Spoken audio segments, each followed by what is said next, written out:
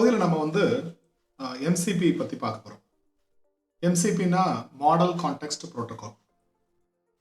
இப்போ இதை வந்து உருவாக்கினது யாருன்னா ஆந்த்ரோபிக் கம்பெனி தான் இதை உருவாக்கியிருக்காங்க. இது எதுக்காக பயன்படுதுன்னா, இப்போ நம்ம ஒரு ஏஐ மாடல் இருக்குன்னு வச்சுக்கோங்களேன். அந்த ஏஐ மாடலை வந்து எளிமையாக நம்ம வந்து பயன்படுத்தி ஒரு ஏஐ ஏஜென்ட் மாதிரி உருவாக்குறதுக்கோ இது பயன்படுது.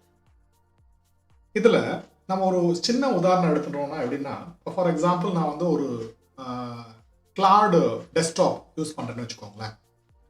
ஒரு ப்ரோக்ராம் பைத்தான் ப்ரோக்ராம் எழுத வைக்கிறேன். அந்த எழுதினதுக்கப்புறம் நம்ம நார்மலாக என்ன பண்ணுவோம் அப்படின்னு பார்த்தீங்கன்னா, அதை காப்பி பண்ணி ஒரு .py எக்ஸ்டென்ஷனில் சேவ் பண்ணி அதுக்கப்புறம் பைத்தானில் ரன் பண்ணி பார்ப்போம் அது சரியாக ஒர்க் ஆகுதா அப்படிங்கிற மாதிரி. இப்போது எனக்கு அதை வந்து ஒரு ஆட்டோமேட் பண்ணணும். என்ன பண்ணணும்னு நினைக்கிறேன்னா, ஒரு சிம்பிளான விஷயம். இது ஆட்டோமேஷன் சொல்ல முடியாது, ஒரு நெக்ஸ்ட் லெவல். எனக்கு கிடைக்கிற அந்த கோடை வந்து நான் ஆட்டோமேட்டிக்காக என்னோட ஒரு ஃபோல்டரில் சேவ் பண்ணணும்னு வச்சுக்கோங்களேன். அப்போது இந்த எம்சிபி நமக்கு உபயோகப்படுது. இது மட்டும் இல்லை, இதை மாதிரி நீங்கள் என்ன பண்ண முடியும் அப்படின்னு பார்த்தீங்கன்னா, ஏபிஐயோட கம்யூனிகேட் பண்ணுறது, அதுக்கப்புறம் டேட்டா பேஸோட கம்யூனிகேட் பண்ணுறது, அதுக்கப்புறம் நான் சொன்ன மாதிரி இந்த ஃபைல் சிஸ்டத்தோட கம்யூனிகேட் பண்ணி நீங்கள் வந்து உங்களோட சிஸ்டத்தில் பல விஷயங்களை செஞ்சுக்க முடியும். இதுதான் இதோட பயன்பாடாக இருக்குது. ஒரு எம்சிபி அப்படிங்கிறது வந்து ஒரு கிளைண்ட் மாடல் ஆர்கிடெக்சர் தான் இது பயன்படுத்துது. இதில் 3 முக்கியமான காம்பனன்ட்ஸ் இருக்குது. முதல்ல வந்து ஹோஸ்ட். அது எப்படின்னு பார்த்தீங்கன்னா, இப்போ நம்ம கிளாட் பற்றி ஒரு உதாரணம் பார்த்தோம் இல்லையா, அந்த மாதிரி கிளாட் மாதிரி ஒரு ஏ அப்ளிகேஷனாக இருக்கலாம். அப்புறம் இல்லைன்னா ஒரு எம்சிபி கிளைண்ட்டாக இருக்கலாம். அதாவது எம்சிபி சர்வரோட தொடர்பு ஏற்படுத்திக்கிறதுக்காக பயன்படுத்துறது எம்சிபி கிளைண்ட். அதுக்கப்புறம் 3வது காம்பனண்ட் எம்சிபி சர்வரே, ஏஐ மாடலை வேறு ஒரு சிஸ்டத்தோட தொடர்பு படுத்துறதுக்காக இது பயன்படுது. இப்போது ஒரு உதாரணமாக நம்ம வந்து என்னோட ஜிமெயில் அக்கௌண்ட்டை ஒரு ஏஐ மாடல் மூலியமாக கம்யூனிகேட் பண்ணி நான் வந்து என்னோட ஒரு மெசேஜை வந்து சென்ட் பண்ணணும் அப்படின்னு இருக்குன்னு வச்சுக்கோங்களேன். நான் என்ன பண்ணலாம் அப்படின்னு பார்த்தீங்கன்னா, ஒரு கிளாட் டெஸ்க்டாப் ஒரு ஏஐ டூல் எடுத்துக்கலாம். அதுக்கப்புறம் ஜாப்பியரோட ஒரு எம்சிபி சர்வர் எடுத்துக்கலாம். அப்புறம் என்னோட ஜிமெயிலோட ஆத்தென்டிகேஷன் ப்ரிவிலேஜஸ் எல்லாத்தையும் கொடுக்கறது மூலிமா அதோட கம்யூனிகேட் பண்ணிக்கலாம். ஸோ இது வந்து பாசிபிள். நார்மலாக இப்போ வந்து சாட் ஜிபிடி அப்படின்னு நம்ம சொல்கிறோம் இல்லையா, இந்த சாட் ஜிபிடியிலேயே பார்த்தீங்கன்னு வச்சுக்கோங்களேன், 2 விஷயம் இருக்குது. ஒன்று உங்களோட ஒரு எல்எல்எம், அது வந்து ஜிபிடி, அப்ளிகேஷன் வந்து சாட். ஸோ இப்போ நமக்கு என்ன நடக்குது அப்படின்னு பார்த்தீங்கன்னா, இதே மாதிரி நீங்கள் வந்து எம்சிபி யூஸ் பண்ணி இப்போ வந்து எல்லா நிறுவனங்களும் எம்சிபி சர்வர்ஸ் அவங்க வந்து ப்ரொவைட் பண்ணுறாங்க. நாம் இந்த உதாரணத்தில் இன்னைக்கு என்ன பார்க்க போகிறோம் அப்படின்னு பார்த்தீங்கன்னா, நான் ஒரு பைத்தான் ப்ரோக்ராம் எழுதி நான் குறிப்பிட்ட ஒரு ஃபோல்டரில் என்னோட ஃபைல்ஸை சேவ் பண்ணணும் அப்படின்னா என்ன பண்ணணும் அப்படிங்கிறத நம்ம பார்க்க போகிறோம். நம்ம வந்து இப்போது ஒரு எம்சிபி சர்வர் பார்க்க போகிறோம். எதுக்கு அப்படின்னு பார்த்தீங்கன்னா, இப்போ நான் ஒரு பைத்தான் ப்ரோக்ராம் எழுத போகிறேன். அந்த ப்ரோக்ராம் முடிஞ்ச உடனே என்னோட ஒரு ஃபோல்டரில் சேவ் ஆகணும், ரைட்? இதை வந்து நான் வந்து ஆட்டோமேட்டிக்காக நடக்கிற மாதிரியும் பண்ண முடியும். அதே மாதிரி என்கிட்ட வந்து பர்மிஷன் வாங்கிட்டு அதை சேவ் பண்ணுற மாதிரியும் பண்ண முடியும். ஓகே, இப்போ நம்ம அதுக்கு என்ன முறை அப்படிங்கிறத பார்ப்போம், என்ன மாதிரி செய்யலாங்கிறத பார்ப்போம், ரைட்டுங்களா? இப்போது இங்கே உங்களோட இப்போ அக்கௌண்ட்டில் போய் செட்டிங்ஸை சூஸ் பண்ணிக்கோங்க. அதுக்கப்புறம் டெவலப்பர் சூஸ் பண்ணுங்கள். இதில் எடிட் கான்ஃபிக்ங்கிறத சூஸ் பண்ணுங்கள். ஓகேங்களா? இப்போது இந்த கான்ஃபிக் ஃபைல் வந்து claude_desktop_config இந்த ஃபைலில் தான் நம்ம வந்து நம்மளோட எம்சிபி சர்வருக்கான இன்ஃபர்மேஷன்ஸை எழுதணும். இதில் ஒரு விஷயத்தை நீங்கள் வந்து இந்த எழுதுறதுக்கு முன்னாடி பார்த்துக்கணும். இதில் வந்து என்பிஎக்ஸ் உங்களோட சிஸ்டத்தில் Node.js இருக்கா அப்படிங்கிறத என்ஷூர் பண்ணிக்கோங்க. அதுக்கு நீங்கள் என்ன பண்ணலான்னா, node_v அப்படின்னு கொடுத்தீங்கன்னா உங்களோட சிஸ்டத்தில் நோட் இருக்குங்கிறது தெரிஞ்சிடும். இப்போ நான் வந்து காமிக்கிறேன் பாருங்களேன். இப்போ என்ன பண்ணுங்கன்னா, இந்த சிஸ்டத்தில் நோட் இருக்குது. ஓகே, node-v கொடுத்தீங்கன்னா நோடு இன்ஸ்டால் ஆயிருக்கு. வெர்ஷன் 22.12 இருக்குது இல்லையா? இப்போது நீங்கள் இன்கேஸ் அது இல்லைங்கிற பட்சத்தில் நீங்கள் என்ன பண்ணுங்கன்னா, Node.js உங்களோட சிஸ்டத்தில் இன்ஸ்டால் பண்ணிக்கோங்க, ரைட்? அதுக்கப்புறம் நாம் இந்த கான்ஃபிகரேஷன் ஃபைலில் சேஞ்ச் பண்ணோம் இல்லையா, நான் இந்த இதுக்கான கோடை வந்து நான் வந்து டிஸ்கிரிப்ஷனில் கொடுக்குறேன். இப்போ நான் என்ன எழுதியிருக்கேன் அப்படின்னு பார்த்தீங்கன்னா, எனக்கு வந்து எங்கே இது பண்ணணும் அப்படின்னு பார்த்தீங்கன்னா, ஆக்சுவலாக வந்து கிளாடுங்கிற ஃபோல்டரில் பைத்தன் அப்படிங்கிற சப் ஃபோல்டரில் நான் க்ரியேட் பண்ணுற ஃபைல் வந்து சேவ் ஆகும், ரைட்? ஸோ அதுக்காக கிளிக் பண்ணுறேன், சேவ் பண்ணுறேன். இதில் இல்லை. இப்போ நான் இதை வந்து காப்பி பண்ணிக்கிறேன்.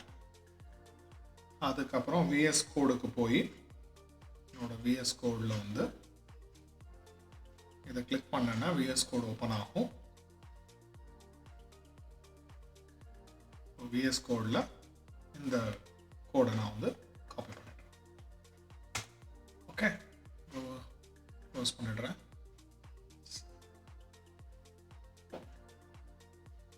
ஓகே, இப்போ நான் திரும்ப ஒரு தடவை செக் பண்ணி பார்த்துட்றேன் அது அந்த ஃபைல் நான் கொடுத்தது இருக்கான்ட்டு. இப்போ என்னோட இன்டென்ஷன் என்ன, நோக்கம் என்னன்னு கேட்டிங்கன்னா, நான் க்ரியேட் பண்ணுற ஃபைல் வந்து இந்த கிளாட் பைத்தன் ஃபோல்டரில் சேவ் ஆகும். ஓகேங்களா? இப்போது நான் இந்த செட்டிங்ஸ் கொடுத்ததுக்கப்புறம் என்ன பண்ணணும் பார்த்தீங்கன்னா, இங்கே போய் ஃபைலில் எக்ஸிட் கொடுக்கணும், ரைட்? இப்போது நான் கொடுத்தது வந்து இந்த ஃபோல்டர் தான் கொடுத்துருக்கேன், கிளாட் பைத்தனுக்குள்ளே என்னோட ஃபைல் க்ரியேட் ஆகணும்ட்டு. ஓகே, இப்போது இங்கே கிளாடை திருப்பி ரீஸ்டார்ட் பண்ணுறேன். ஓகே, கிளாட் ரீஸ்டார்ட் பண்ணுறேன். அதுக்கப்புறம் நான் திருப்பி அதே மாதிரி ப்ரொஃபைலுக்கு போய் டெவலப்பரில் அந்த ஃபைல் சிஸ்டம்ங்கிறது கனெக்ட் ஆகிடுச்சாங்கிறத செக் பண்ணுறேன். ஓகே, செட்டிங்ஸ் போகிறேன். ஓகே, இதில் டெவலப்பர், இதில் ஃபைல் சிஸ்டம். இப்போ பாருங்கள் இதோட இணைஞ்சிருச்சு. அதுவும் இல்லாமல் இங்கே பாருங்கள் மென்ஷன் ஆகிருக்கு D: கிளாடு பைத்தனுக்கு போ. ஓகே, இப்போ நான் என்ன பண்ண போகிறேன் அப்படின்னு பார்த்தீங்கன்னா, இந்த நியூ சாட்டுக்கு போகிறேன். ஓகே, இங்கே கீழே இந்த ஃபைல் சிஸ்டம் அப்படிங்கிறது எனேபிள் ஆகிருக்கு, ரைட்? நீங்கள் டிசேபிள் பண்ணணுன்னாலும் பண்ணிக்கலாம். இதுலேயும் பல சப் ஆப்ஷன்ஸ் இருக்குது, ரைட்டுங்களா? Create directory, list directory, directory tree, move file, இந்த ஆப்ஷன்ஸ் எல்லாமும் நீங்கள் எது தேவையோ அதை மட்டும் சூஸ் பண்ணிக்கலாம். ஓகே, அல்லது சில விஷயங்கள் தேவையில்லைன்னா அதை வந்து டிசேபிளும் பண்ணிக்கலாம். இப்போ நான் என்ன பண்ண போகிறேன், right a simple directory program in Python and save it as dir.py அப்படின்னு கொடுக்குறேன். ஓகேங்களா? இப்போ என்ன நடக்குதுன்னு பார்ப்போம். இது வந்து ப்ரோக்ராம் எழுதிட்டுருக்கு. இப்போ என்னோட நோக்கம் என்னன்னு கேட்டிங்கன்னா, இது க்ரியேட் ஆகிட்டு நம்மளோட அந்த குறிப்பிட்ட ஃபோல்டரில் அதாவது ஸ்டோர் ஆகும், ரைட்டுங்களா? இப்போ அது நடக்குதாங்கிறத பார்ப்போம். இப்போ இது ப்ரோக்ராம் எழுதிட்டுருக்கு, முடிஞ்சிடுச்சு. இப்போ அலோ ஒன்ஸ் வந்திருக்கு. இப்போ நான் அதை கிளிக் பண்ணுறேன். ஓகே, ரைட் ஃபைல் அப்படின்னு சொல்லுது. இப்போ பார்ப்போம். Let me check the allow directories first and save it in the correct location அப்படின்னு சொல்லுது. ஸோ இப்போது want to use list allowed directories அப்படின்னு சொல்லுது. ஓகே, நான் என்ன பண்ணுறேன், திருப்பி அலோ ஒன்ஸ் கொடுக்குறேன். ஓகே, வெயிட் பண்ணி பார்ப்போம் என்ன நடக்குதுன்னு பார்ப்போம். ஓகே, திரும்ப என்ன சொல்லுது, Claude want to use write file from the file system அப்படின்னு சொல்லுது. ஓகே, கிரியேட் பண்ண ஃபைலை சொல்லுது.